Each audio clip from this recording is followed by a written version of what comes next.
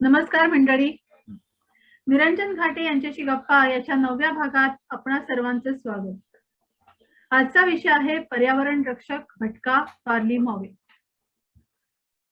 पर्यावरण रक्षक म्हणजे फक्त भाषण देणं नाही, तर प्राण्यांशी, त्यांच्या जीवनाशी, निसर्गाशी एकरूप. बाळाचे पाय पाळण्यात दिसतात तसं फार्ली लहानपणी एकट्याने हिवाळ्यातले शीतनिद्रेत गेलेले प्राणी शोधायचा. फार्ली यांनी लेखणीचा आधार घेऊन प्राणी पक्षी यांच्यावर होणाऱ्या अन्यायाला वाचा फोडली. नेव्हर क्राय वुल्फ लिहिण्याआधी लांडग्यांच्या टोळीचा मागोवा घेत काही वर्ष लांडगे अभ्यासकांबरोबर ते हिंडले. प्राण्यांची भाषा त्यांना येत होती. प्राण्यांबद्दल मनापासून प्रेम, स्वतः अनुभव घेत आणि त्यात असलेल्या भावनांवर भर यामुळे त्यावर त्यांनी लिहिलेली जी पुस्तकं होती ती लोकांच्या मनाला अधिक भिडतात. आणि मग प्राण्यांवरच्या अन्यायाविरोधात एक चळवळ तयार होते. असे फार्ली मॉवेट हे एक व्यक्ती म्हणून कसे होते, त्यांचे अनुभव, त्यांचा जीवन प्रवास, त्यांचं प्राणी प्रेम, पर्यावरण रक्षण व्हावं यासाठी त्यांनी केलेले प्रयत्न आणि त्यांची विविध पुस्तकं याबद्दल आपण अधिक जाणून घेऊया घाटे सरांकडून. तर घाटे सर. नमस्कार. फार्ली मॉवेट या माणसाचं पहिलं पुस्तक मी वाचलं ते नेव्हर क्राय वुल्फ. आणि ते वाचता वाचता मी त्यात इतका गुंगून गेलो की जो भेटेल त्याच्याशी मी त्याच्याबद्दल बोलायचो. माझा मित्र जगदीश गोडबोले यांनी त्याचा लांडगा आला रे आला असं अनुवाद केला होता. आणि तेव्हापासून त्याची माझी मैत्रीची अधिक घट्ट झाली. त्याच्यानंतर त्यांनी पीपर ऑफ द डिअरचा हरिण पारधी म्हणून अनुवाद केला. पण मराठीत बाकी त्याच्या पुस्तकांचे अनुवाद झाले नाहीत. का झाले नाहीत मला काही कळत नाही. पण नेव्हर क्राय वुल्फचा 52 भाषात अनुवाद झालाय आणि इतर सर्व पुस्तकांचे 20 ते 25 भाषातनं अनुवाद झालेले. फार्ली मॉवेटचा आणखीन एक म्हणजे माझा आवडता लेखक आयझॅक ॲसिमोवला, ज्या डोनाल्ड रिगननी नॅशनल ट्रेझर म्हणून डिक्लेअर केलं, त्याच रोनाल्ड रिगननी अमेरिकेचा शत्रू म्हणून घोषित करून त्याला अमेरिकेत यायला बंदी घातली होती. नंतर ती 1990 मध्ये बंदी उठल्यावर त्या अनुभवावरही फार्लीनी पुस्तक लिहिलं. हा जर मराठीचा धडा असता तर फार सोपं झालं असतं असं मला वाटतं. फार्ली मॉवेटचा जन्म 12 मे 1921 रोजी झाला आणि त्याचा मृत्यू 6 मे 1914 झाला. आणि त्यांनी खूप भटकंतीत केली. असं करून तो अत्यंत निरस पद्धतीने तो धडा 5 मिनिटात संपवता आला असता. खाली मग शब्दांचे अर्थ वगैरे. पण फार्ली मॉवेटला असं धड्यात कोंबणं योग्य नाही. तो त्यांचं सगळं घराणंच विचित्र होतं असं मला वाटतं. म्हणजे त्याचे पणजोबा हे कॅनडाचे गव्हर्नर जनरल होते. त्यांनी फ्रेंच भाषिक कॅनडा आणि इंग्रजी भाषिक कॅनडा यांचं एकत्रीकरण केलं. त्यांच्या बऱ्याच मुलांपैकी एक मुलगा, त्याचं काय करायचं त्यांना प्रश्न होता, कारण बाकी सगळे व्यापारात, वकिलीत, अमुक तमुक अशा बऱ्याच व्यवसायात फार नाव कमावून होते. आणि हा गिल नावाचा जो त्यांचा मुलगा होता तो कवी होता. आता लोकांना कसं सांगायचं माझा एक मुलगा कवी आहे आणि बाकी काय करत नाही. म्हणून त्याला त्यांनी ट्रेंटन नावाच्या गावी पाठवून दिला आणि तिथे एक किराणा मालाचं स्टोअर काढून दिलं. तर तेही त्याला नीट चालवता आलं नाही. पण त्याचा मुलगा अँगस, हा अँगसही जरा विक्षिप्तच होता. तो कुठतरी स्किफ म्हणजे एक माणसाने चालवायची उडी असते त्यातनं इकडे तिकडे हिंडायचा. आणि शेवटी तो मोवॅट असल्यामुळे त्याला तिथल्या अग्निशामक दलात फायर रेंजर म्हणून नोकरी मिळाली. आणि तो त्याला ती जंगलात भटकायची संधी होती. म्हणजे पगारही मिळायचा आणि कुठे आग लागत नाही ना ह्याच्यावर लक्ष ठेवायचं, यासाठी त्याला सरकारी खर्चाने हिंडता येत होतं. त्याचा मुलगा फार्ली हा तर आणखीनच म्हणजे विक्षिप्त म्हणा, विचित्र म्हणा असा होता. तो 5व्या वर्षीपासूनच एका माणसाने चालवायचं ढकलत न्यायच्या होडीतनं हिंडायचा आणि वडील त्याचे किनाऱ्यावरनं त्याचं कौतुक करायचे. पुढे फार्ली वेगवेगळ्या म्हणजे ज्याला कोज म्हणतात की नदीच्या प्रवाहात नदीचं कुठेतरी दाट झाडीत थोडीशी जागा निर्माण होते आणि तिथे हा जाऊन बसायचा आणि मग त्याचं स्वप्नरंजन सुरू असायचं की इंडियन लोकांनी आपल्यावर हल्ला केलाय किंवा चाचे आले त्यांच्याबरोबर आपण लढतोय आणि लोकांना संकटातून सोडवतोय. त्याला शाळेत काय फारसा रस नव्हता, पण तो डोक्याने हुशार असल्यामुळे पास व्हायचा आणि तो शाळेत जायला त्याला नको वाटायचं कारण त्याला मुलं तो कुठल्याही खेळात रमत नसे, वर्गात रमत नसे आणि त्याच्या जवळ कुठेतरी साप, एखादा खेकडा, एखादं मुंगूस असे प्राणी असत. त्यामुळे त्याला सगळे फार्टली असं म्हणत. त्याचा अर्थ मी इथे सांगत बसत नाही, पण त्याच्यानंतर त्यांनी नंतर शाळेत त्याची अशी कीर्ती पसरली की ह्याला प्राण्यांची भाषा येते आणि तो कुठल्याही प्राण्याचे हुबेहूब आवाज काढायचा आणि कुठेतरी वर्गात एखादं घुबड बोलावं, कुठेतरी आणखीन एखादा पक्षी बोलावा असे उद्योग त्याचे चालू असायचे. अँगस म्हणजे फार्टलीचे वडील हे पहिल्या महायुद्धात लढले आणि ते 18 वर्षाचे होताच त्यांनी युद्धात भाग घेतला. तोपर्यंत युद्ध संपत आलं होतं, पण जर्मनांनी अखेरचा प्रयत्न म्हणून विषारी वायू वापरायला सुरुवात केली होती. तर त्या ह्याच्यात त्यांना सैन्यातनं डिस्चार्ज मिळाला आणि दरम्यान त्यांच्या दंडात गोळी लागल्यामुळे त्यांचा एक हात निकामी झाला होता. पण ते घरी आल्यावर आणि त्याबद्दल त्यांना शौर्य पदकही मिळालं आणि ते घरी आल्यावर वॉर हिरो म्हणून त्यांना सगळीकडे इकडे तिकडे हिंडवायला लागले आणि युद्ध संपता संपता फार्लीचा जन्म झाला. त्याला ते लहानपणापासून सैनिकांच्या पराक्रमाच्या गोष्टी रंगवून रंगवून सांगायचे. त्यामुळं ज्यावेळी दुसरं महायुद्ध सुरू झालं त्यावेळेला फार्लीनी ताबडतोब सैन्यात भरती व्हायचा निर्णय घेतला आणि कॅनडा ही ब्रिटिश वसाहत असल्यामुळे युद्धात खेचली गेलीच होती आणि त्या युद्धावर त्या युद्धात असताना त्यांनी बरीच पत्र वडिलांना दिली होती. ते पुढं नो बर्ड सँग या नावाने पुस्तकात प्रसिद्ध झाली. हे पुस्तक all quite on the western front आणि या युद्धविषयक पुस्तकात आणि राचेल कार्सनच्या सायलेंट स्प्रिंग यांच्या बरोबरीने त्याचं नाव घेतलं जातं कारण युद्धाचे पर्यावरणावर होणारे परिणाम फार्लीनी पहिल्यांदाच जगापुढे आणले होते आणि त्यानंतर युद्ध आणि पर्यावरण यांचा अभ्यास सुरू झाला.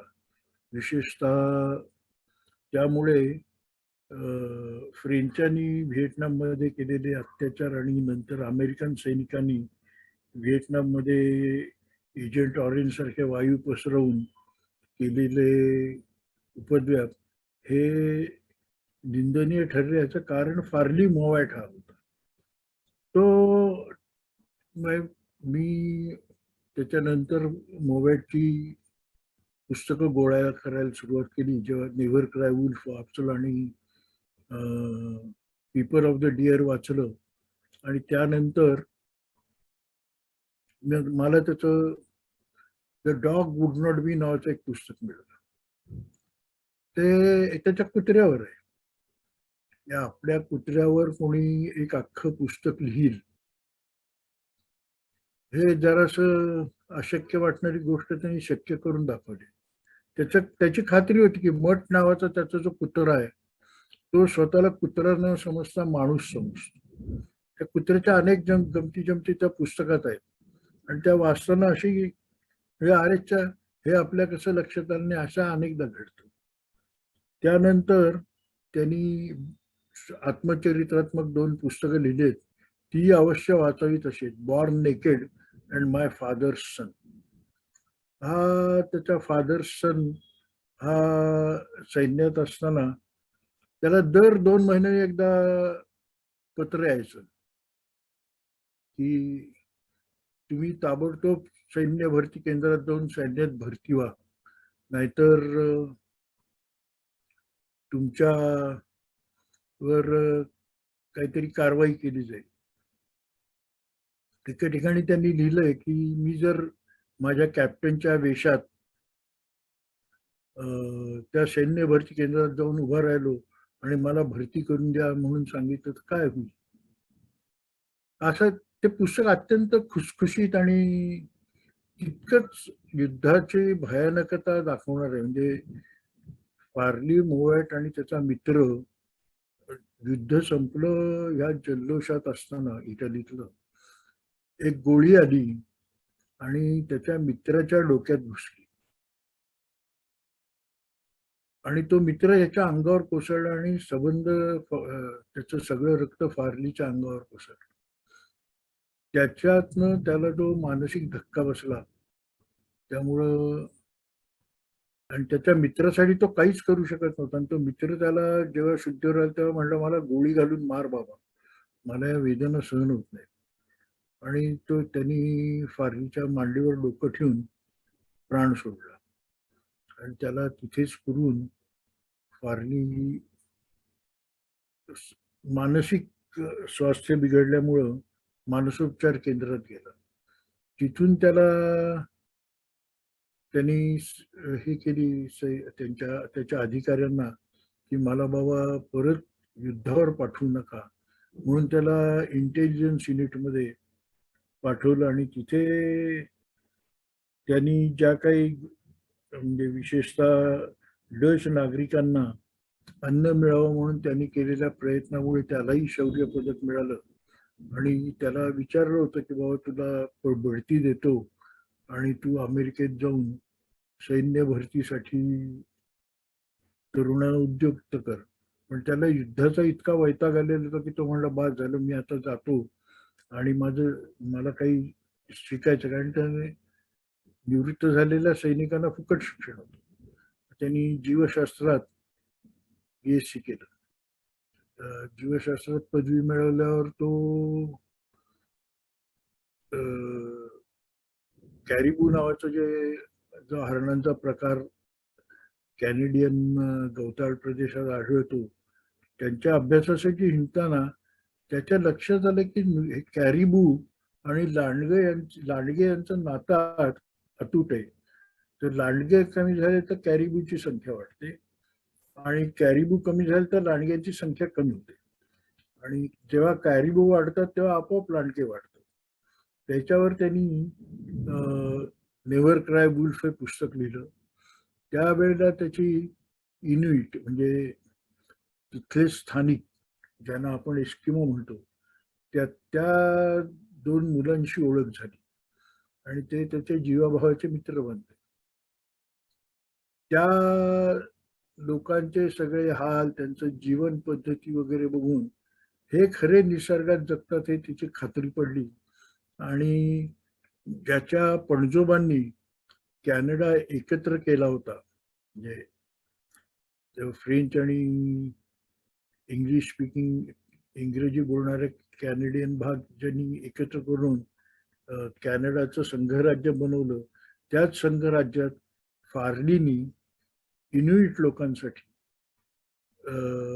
स्वतंत्र प्रांत बनवायला लावला आणि तिथे कॅनेडियन सरकारचे कायदे चालत नाहीत, त्या स्थानिक लोकांचेच कायदे चालतात.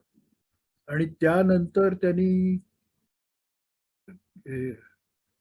अनेक वेळा अनेक गोष्टी केल्या. त्यातल्या म्हणजे कॅरिबूवर पुस्तक लिहिलं, इन्युइट लोकांवर पुस्तक लिहिलं पीपल ऑफ द डिअर म्हणून. नंतर तो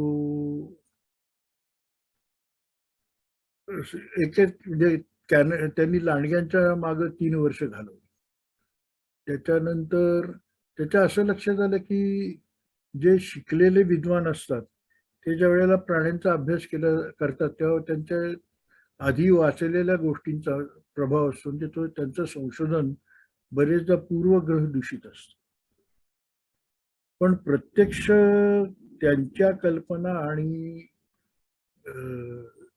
तिथलं सत्य ह्याच्यात फरक असतो. म्हणजे त्याला ग्राउंड ट्रूथ म्हणतात. त्याच्यात फरक असतो आणि तो कोणीच लक्षात घेत नाही. त्यामुळे त्यांनी त्या विद्वानांची संगत सोडली आणि स्वतःच संशोधन करायला सुरुवात केली. असं त्यांनी त्या दरम्यानच्या काळात कॅनडात एक फार मोठं बर्फाचं वादळ झालं आणि हा ज्या वेळेला लहानपणी एकटा हिंडायचा आणि बर्फात पुरलेले जीवजंतू शोधायचा, हायबरनेशन करणार किंवा शीतनिद्रेत गेलेले, त्यावेळेला त्याला सारखं वाटायचं की आपण पळून गेलो तर काय, आपण एकटेच ह्या वादळात सापडलो आणि चुकलो तर काय होईल. तर ह्या अनुभवावर आणि थोड्याशा ऐकीव कथांवर आधारित त्याचं टू अगेन्स्ट नॉर्थ नावाचं पुस्तक प्रसिद्ध झालं. या पुस्तकाने त्याला अमाप प्रसिद्धी मिळवून दिली. तो त्या पुस्तकाला रॉयल कॅनेडियन अकॅडमीचं बेस्ट फिक्शन फॉर चिल्ड्रेन हे उत्कृष्ट बालवाङ्मयाचा पुरस्कार मिळाला. कॅनडातल्या लायब्ररीजनी कॅनडातल्या ग्रंथालयांची संघटना आहे त्यांनी त्याला बेस्ट बुक फॉर चिल्ड्रेन म्हणून पुरस्कार दिला आणि त्यानंतर साहित्य वर्तुळात सुद्धा फार्लीचं नाव घेतलं जाऊ लागलं. तर त्याला साहित्यिक बनण्यात रस नव्हता. तो कुठेतरी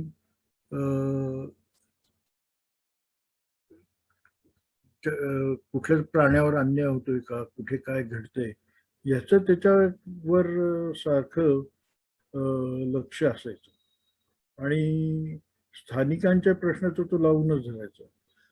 त्यांनी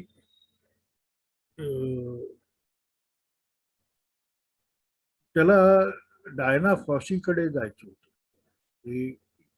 याच्यात विरुंगाच्या जंगलात आफ्रिकेत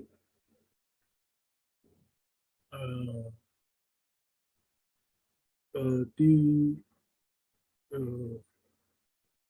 सिल्वर बॅक गोरिला जे चंदेरी पाठीच्या गोरिलांवर डायनाफॉसी संशोधन करायचं. तर तिला भेटायला त्यांनी जायचं ठरवलं, सगळी तयारी झाली आणि त्याच वेळेला त्या डायनाफॉसीचा खून झाला आणि तिथे जायला गोऱ्या लोकांना बंदी घालण्यात आली. त्यामुळे त्यांनी डायनाफॉसीचं चरित्र जे लिहिलं ते खूप गाजलं. ते वुमन इन द मिस्ट अत्यंत अप्रतिम आणि उघडत्या भाषेत लिहिलेलं चरित्र ते. फक्त त्याचं एवढंच म्हणणं होतं की ते मी डायनाफॉसीवर काम केलं असतं आणि हे पुस्तकाचं प्रकाशन तिच्या हस्ते झालं असतं तर फार बरं झालं असतं. आणि मला अत्यंत वाईट वाटतं की हे पुस्तक तिच्या मृत्यूनंतर मी पूर्ण केलं आणि प्रत्यक्ष घटनास्थळाला भेट न देता मी हे पुस्तक लिहिलं याचा मला अत्यंत खेद होतो. इथे एक सांगायचं म्हणजे त्यांनी त्याच्या बऱ्याच पुस्तकांची उत्पन्न त्याची स्वतःची 200 एकर जमीन अशी, म्हणजे पर्यावरण प्रेम वाले खूप असतात, पण त्यांनी त्याच्या बहुतेक सर्व पुस्तकांचं उत्पन्न आणि त्याची 200 एकर जमीन त्याच्या वाट्याला आलेली ही पर्यावरण प्रेमी चळवळीसाठी दान केली आणि त्याचा कुठे गाजावाजा नाही, काही नाही. त्याच्या मृत्यूनंतर ही गोष्ट उघडली. असा हा एक विक्षिप्त माणूस होता. त्यांनी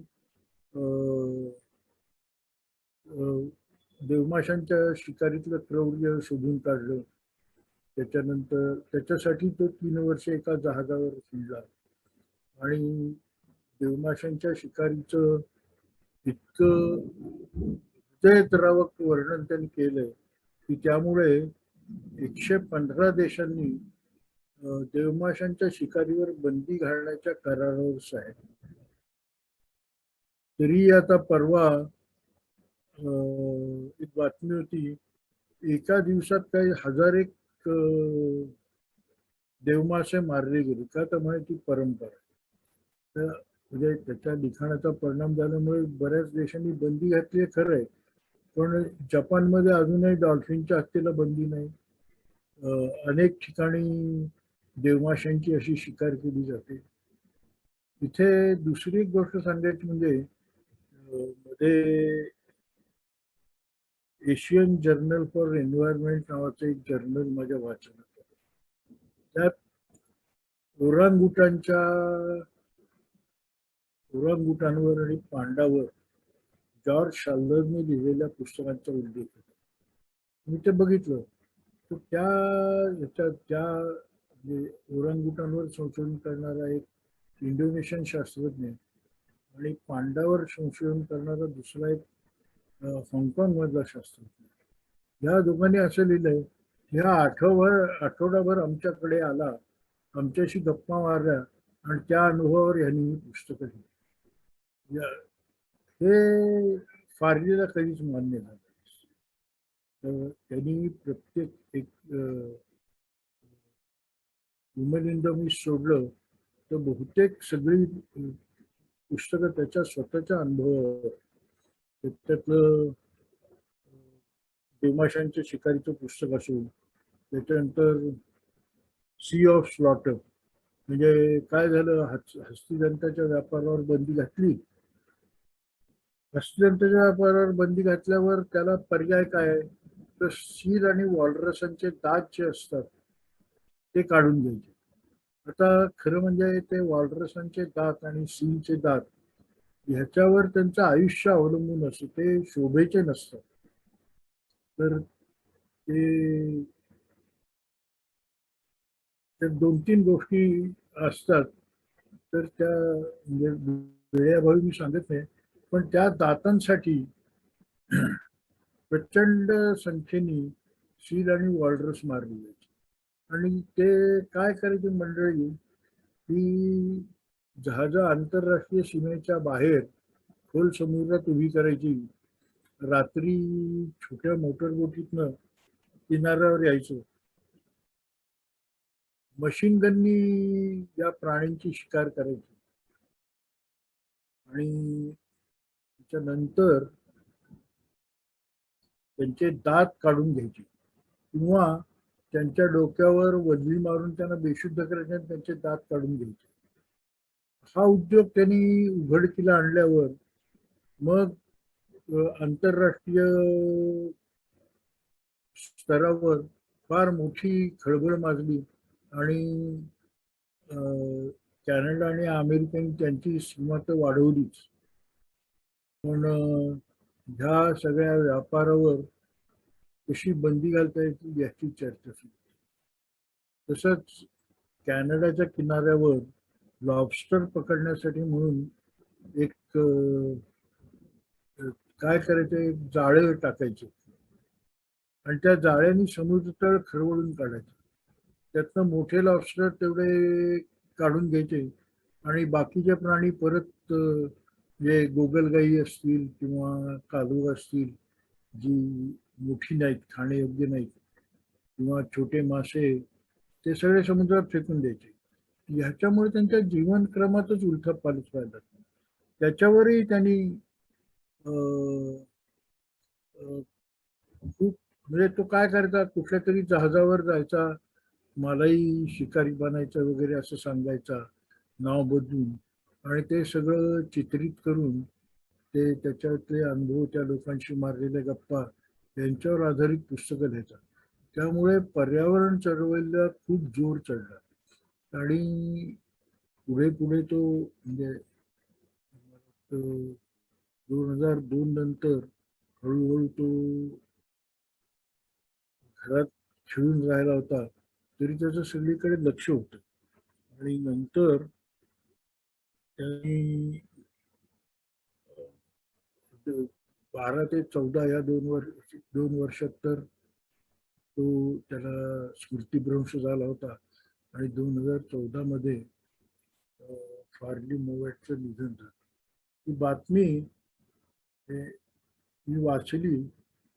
पण त्याला जे एवढे आपल्याकडे पर्यावरण प्रेमी आहेत, अमुक आहेत, तमुक आहेत सगळं, पण त्यातल्या कोणी त्याला श्रद्धांजली नाही वाहिली. किंवा वर्तमानपत्रात अक्षरशः 4 ओळीत बातमी होती, फार्ली मोवॅट कॅनेडियन रायटर डेड. मला आश्चर्य वाटलं, काय का आपण काय करू शकत नाही.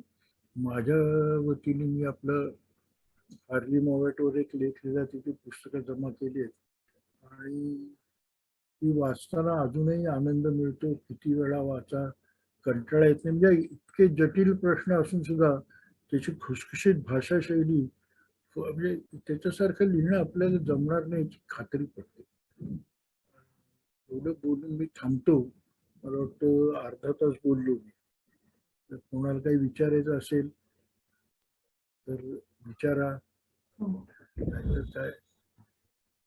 तर त्यांना प्राण्यांची भाषा येत होती असा उल्लेख आहे, तर ते त्याबद्दल काही सांगा. नाही, प्राण्यांची भाषा येत होती म्हणजे काय, तो प्राण्यांच्या आवाजाच्या नकला करायचा. अच्छा. आता तुम्हाला एक गंमत सांगतो. माझा एक मित्र होता, गेला बिचारा. तो कावळ्याच्या आवाज, वेगळे वेगळे कावळ्यांचे आवाज काढायचा. आणि त्याला एकदा शेजारी काहीतरी रागवले. म्हणजे आम्ही क्रिकेट खेळत होतो आणि चेंडू त्यांच्या घरात, म्हणजे त्यांना त्रास व्हायला लागला त्या चेंडूचा. हा चेंडू आणायला गेला. ते म्हटलं, परत चेंडू आणलास तर तुला तुम्ही पोलिसांना बोलून तुमचं क्रिकेट बंद करेल. आमच्या घराच्या काचा फुटल्या. खरं म्हणजे काय, काचा बिचा काय फुटल्या नव्हत्या. आणि त्यावेळेला बऱ्याच खिडक्यांना लाकडी दारं असायची. काच फुटायचा काय प्रश्न होता. तर रवी म्हणला, थांब याची गंमत करतो. तो त्यांच्या स्वयंपाकघरात मागच्या बाजूला अंगण होतं, तिथे गेला आणि त्यांनी कावळ्याला बोलावलं, कावळ्याचा आवाज काढून. आणि तो कावळा आल्यावर, त्यांच्या स्वयंपाकघरात कावळा शिरला. मधल्या खोलीत आल्यावर याने आवाज काढणं बंद केलं आणि हळूच घरातनं बाहेर गेला. आणि तो नंतर कावळा काढताना त्यांची जी पंचायत झाली, त्याच्यानंतर आम्ही इतके हसलो. तर अशा प्रकारे तो अनेक उद्योग करायचा. म्हणजे त्याला इतक्या प्राण्यांचे आवाज येत होते की बेडकांचे आवाज काढून बेडूक बोलावं, आणखीन कुठला पक्षी असेल त्याचा आवाज काढून त्याला बोलावं. ते रीड वार्बलर नावाचा एक हे असतो, म्हणजे पाणथळ जागेत सापडणारा वटवट्या, ते त्याला वर्गात बोलत. तो अत्यंत कटकट्या पक्षी येतो. तो ट्याव ट्याव ट्याव ट्याव करत राहिला तर जवळजवळ 15 मिनिटं तो थांबत नाही.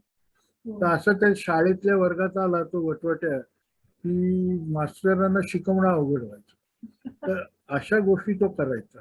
त्या कुत्र्याच्या वेगळे वेगळे आवाज काढायचे, कुत्र्यात भांडणं लावून द्यायची.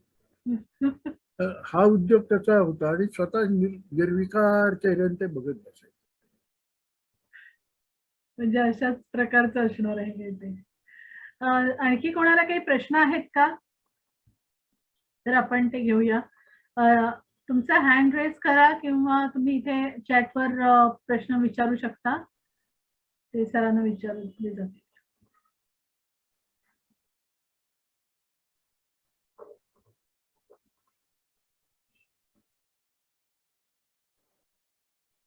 तर माझा एक प्रश्न आहे, गॅलरी व्ह्यू करूया का मॅम? की हा, पाटणकरांना प्रश्न आहे. बरं, ठीक आहे. हा, तुम्ही विचारते का? सुरुवात केली होती तर तुम्ही विचार ना मॅम. सर, माझा प्रश्न असा आहे की तुम्ही डायना फॉसीचा उल्लेख केलात. बरेच संशोधक असतात ते आयुष्यभर असं एका विशिष्ट अभ्यासाला वाहून घेतात असं दिसतं. त्यांनी गोरिलाचा अभ्यास केला होता, किंवा डॉल्फिनवर अभ्यास करणारे, काही जण क्रोकोडाईल्सचा अभ्यास करणारे त्याच्यासाठी पूर्ण आयुष्यभर एका फील्डमध्ये ते काम करत असतात. तर मोवॅटला हे वेगवेगळ्या क्षेत्रांमध्ये काम करणं कसं काय शक्य झालं असेल?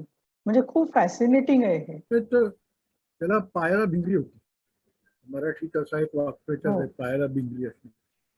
तसं तो अस्वस्थच असायचा लहानपणापासून. तो एका जागी कधी स्वस्थ बसला नाही.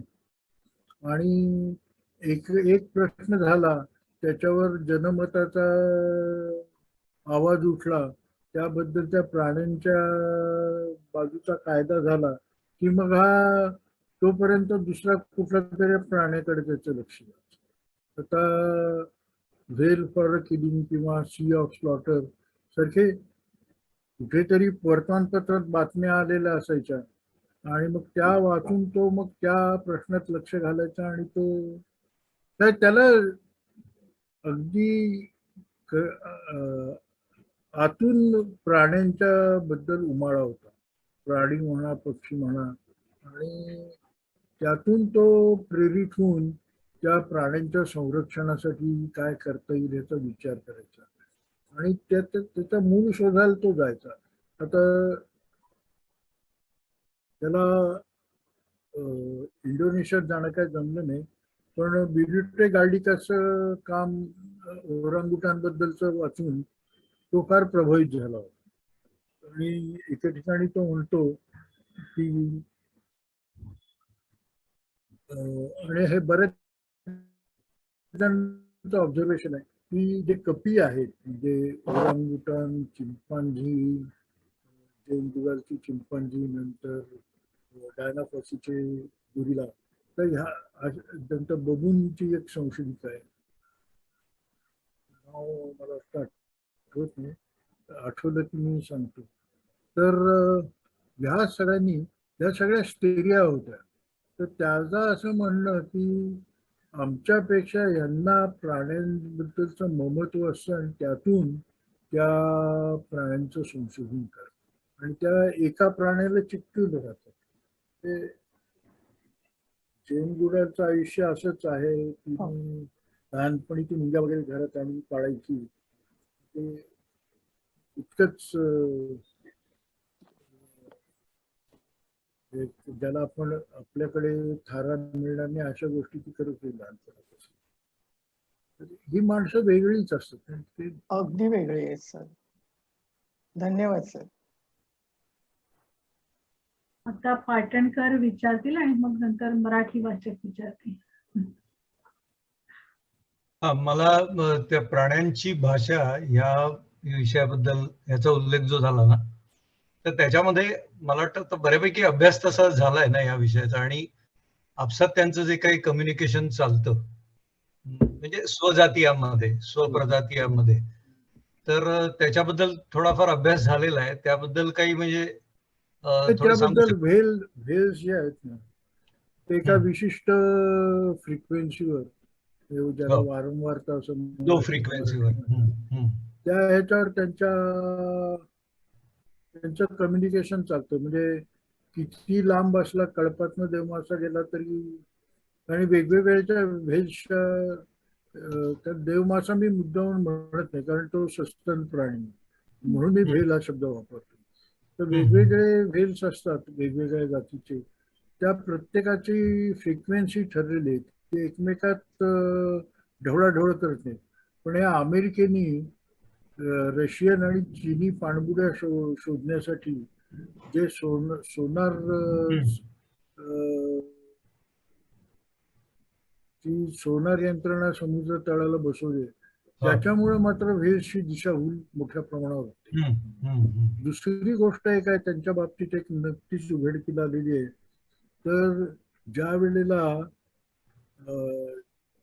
समुद्रात हे मोठा भूकंप होतो, त्यावेळेला सगळ्याच प्राण्यांचं जीवन धोक्यात येतं.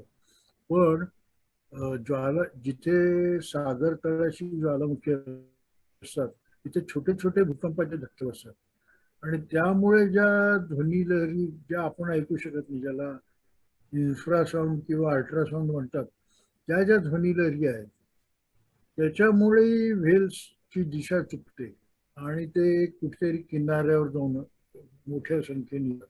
पण आता बऱ्याच ठिकाणी याच्याबद्दल जागृती झाली आहे, आणि व्हेल आले की त्यांना दोऱ्यांनी बांधून मोटर बोटीच्या साह्याने खेचून परत खोल समुद्रात नेलं जातं.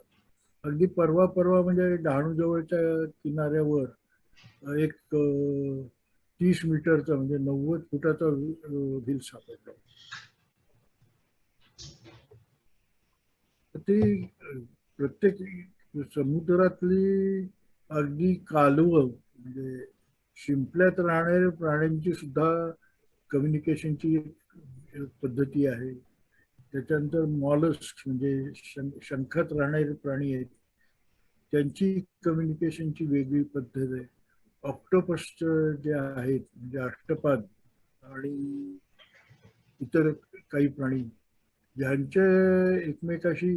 आणि सगळ्यात गमतीची गोष्ट म्हणजे की काही मासे हे त्यांना त्यांचे शत्रू असतात, त्यांच्या ध्वनिलहरींची माहिती करून त्यांना फसवून आपला जीव वाचवण्यासाठी त्याचा उपयोग करतात. म्हणजे प्राण्यात सुद्धा हे नक्कल करायची आणि शत्रूपासून आपला बचाव करून घ्यायचा हे आढळलं. बऱ्याच ठिकाणी आता उघडकीस आलंय. काही मासे तर काय करतात की त्यांना खाणार नाही पण त्यांच्या शत्रूला खाईल अशा एखाद्या प्रवाळाजवळ किंवा सागरी वनस्पतीच्या आड जाऊन दडतात आणि तिथून ते त्या प्राण्याला बोलावणारे आवाज काढतात. म्हणजे आवाज ते आपल्याला ऐकू येत नाहीत पण ते ध्वनिलहरी निर्माण करतात आणि तो माणूस तो प्राणी येतो आणि तो आयता त्या वनस्पतीच्या ताब्यात सापडतो आणि ते वनस्पतीचं किंवा त्या प्राण्याचं पोट भरतं आणि ह्या प्राण्याचं संरक्षण होतं. हा जो त्याला सिम्बायोसिस म्हणतात, सहजीवन, ते असं बऱ्याच ठिकाणी आता उघडकीस आलं.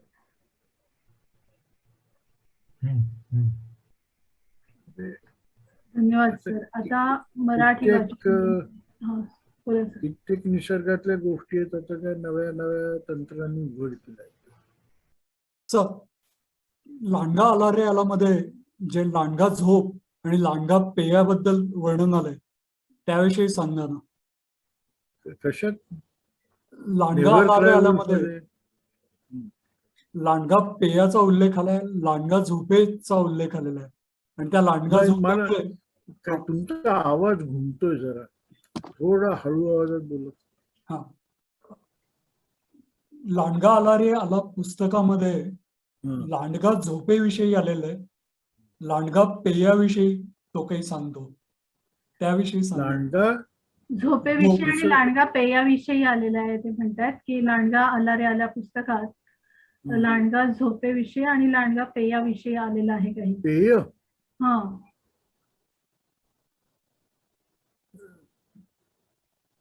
मला परत वाचावं लागेल, बरीच वर्ष झाली.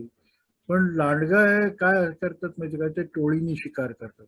रानकुत्री असेच असतात की त्यांच्या टोळीत एक 10-15 लांडगे किंवा ज्याला आपण कोशिंदा म्हणतो रानकुत्रा, ते काय करतात, एखाद्या प्राण्याचा पाठलाग सुरू करतात आणि 5-7 जण त्या प्राण्याचा पाठलाग करत असताना उरलेले 5-7 जण विश्रांती घेतात. विश्रांती घेतात म्हणजे ते पळत असतात पण ते साधारणपणे त्याला झोप म्हणता येईल अशा तऱ्हेने ते पळत असतात की ते आंधळेपणाने पळतात असं म्हटलं तरी चालेल. आणि ते पळता पळता पळता त्यांची विश्रांती झाली की पुढचे जे असतात त्यांची जागा हे घेतात आणि ते त्या ह्याचा पाठलाग करायला लागतात. दुसरी गोष्ट म्हणजे लांडगे आणि कोळसुंदे त्या दोघांची जीवनशैली बहुतेक सारखीच आहे आणि ते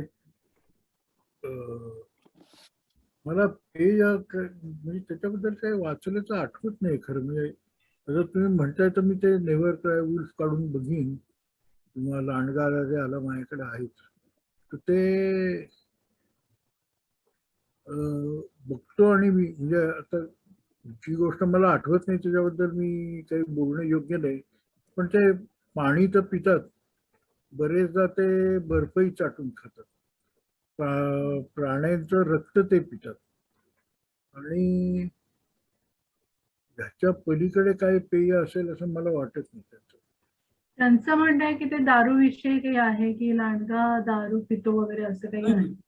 नाही नाही, दारू पितो म्हणजे काय, तू आता काय झालं माहितीये का की बरेच प्राणी ते हवामान बदलामुळे असेल, अस्वल सुद्धा येतात आणि तिकडच्या घरातनं बाहेर कचऱ्याचे डबे जे ठेवलेले असतात ते पाडून त्यात काही खाद्य मिळतं का बघतात.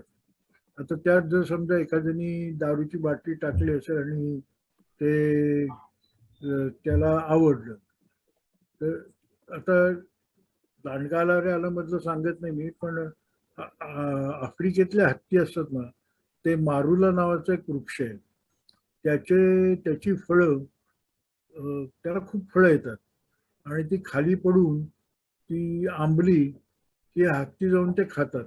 आणि मग आफ्रिकेत ते तुम्ही जर वॉल्ट डिस्नेच्या किंवा इतर काही चित्रफिती बघितल्या असतील तर त्याच्यात तुमच्या लक्षात येईल त्या हत्ती अक्षरशः म्हणजे आपल्याकडे जसे एवढे रस्त्यातनं हिंडतात ना, तसे ते जंगलातनं इकडं डोलत हिंडतात, मध्येच पडतात, मध्येच झुकतात.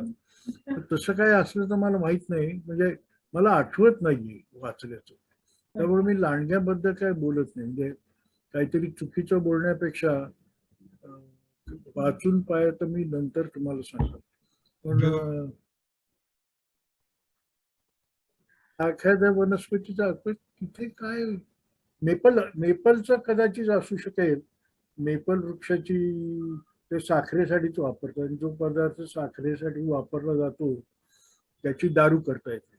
मेपलची जे हे असतात सीड्स, तो अनावृत्त बीजी वृक्ष जिम्नोस्पर्म आहे, तर त्याची ती कदाचित त्या आंबलेली हे खाऊन लांडगे झिंकत असते. पण हत्ती ज्या प्रमाणात झिंकतात त्या प्रमाणात लांडगे झिंकत असेल असं. अस्वल मात्र अगदी रेग्युलर आजकाल कॅनडात म्हणजे तुम्ही बातम्या किंवा BBC वर दाखवतात काही वेळेला, किंवा इतरही बातम्यात दाखवतात, युट्यूबवर दाखवतात असं मित्रांनी सांगितलं मला. तर ते रेग्युलर घरात शिरून बिअरच्या बाटल्या चोरून बिअर पितात. आता त्यामुळं लांडग्यांचं मला नक्की आठवत नाही. धन्यवाद सर. आणखी कोणाला काही प्रश्न आहेत का?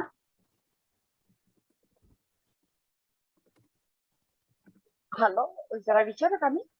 हो, विचारा ना. सर, मला हे फर्ली मॉवेटच्या वरचे पुस्तकांच्या बद्दल मी चॅटमध्ये लिहिलं होतं. काही पुस्तकं मला कुठे घेता येतील का विकत? आपल्याकडे पुण्यामध्ये मिळतील का कुठे? आणि पर्टिक्युलरली मराठीत पण आहेत का काही? मराठीत 2च पुस्तकं आहेत, दोन्ही जगदीश गोडबोलेंनी अनुवाद केले, हरिण पारधी आणि पीपल ऑफ द डिअर आणि नेव्हर क्राय वुल्फ. तर ती आता एक त्याचं नेव्हर क्राय वुल्फ म्हणजे लांडगाराला राजवंशी काढलं होतं त्यांच्याकडे, ते असावं असं मला वाटत नाही, कारण त्याला जवळजवळ तुम्हाला सांगू का 87-88च्या सुमारास त्याच्या कव्हरसाठी मी लांडग्यांची चित्र दिलीप भंडारेला आणि जगदीशला दिली होती. त्यामुळं ते त्या काळातलं पुस्तक आहे, म्हणजे आता 30 वर्ष झाली ते पुस्तक प्रकाशित होऊन. त्याची आवृत्ती संपल्यावर ते त्यांनी काढलं असेल असं मला वाटत नाही. त्यानंतर हरिण पारधी हे फर्ले मॉवेटचं आणि निळ्या नाईलचा धाडशी प्रवासी एक दुसऱ्या लेखकाचं, अशी जगदीशची 2 पुस्तकं आहेत. ती रविराज प्रकाशननी काढली होती, पण रविराज आणि अस्मिता बेहरे यांची दोन्ही प्रकाशनं बंद झाली. त्यामुळं ती पुस्तकं आता नाही, आणि ती आधीच संपली होती माझी खात्री आहे. पण तुम्हाला जुन्या पुस्तकवाले जे बसतात त्यांच्याकडे चुकून मिळाली तर मिळू शकतील, आणि नाहीतर हे आता माझी मुलं अमेझॉन वरनं बरीच पुस्तकं खरेदी करतात, तशी ती असली तर तुम्ही मिळू शकतील. तुम्ही बघा त्याच्यावर गुगल सर्च Okay. करून त्याच्यावरतून मिळतात का बघा. धन्यवाद सर. सर, आणखी कोणाला काही प्रश्न आहेत का? नसतील तर आपण कार्यक्रमाचा समारोप करू आज. आणि मग ज्यांना प्रश्न विचारायचे आहेत त्यांनी विज्ञान गप्पावर देखील ते प्रश्न विचारू शकतात. तर आज घाटे सर, तुम्ही इतकी खूप छान माहिती दिली. पर्यावरण रक्षक म्हणजे काय असतो, कसा असतो, हे सुद्धा खरं तर खऱ्या रूपाने आपल्याला कळलं, इथे आपल्याला सरांकडनं कळलेलं आहे. आणि तुम्ही सगळे आलात आणि सरांना इतका इंटरेस्ट घेऊन तुम्ही येता, त्याच्याबद्दलही आनंद आहे. तर सर, तुमचेही आभार, आणि तुम्ही सगळे आलात तर तुमचेही सगळ्यांचे आभार. आणि आपण आजच्या कार्यक्रमाचा समारोप करूया. धन्यवाद. धन्यवाद सर.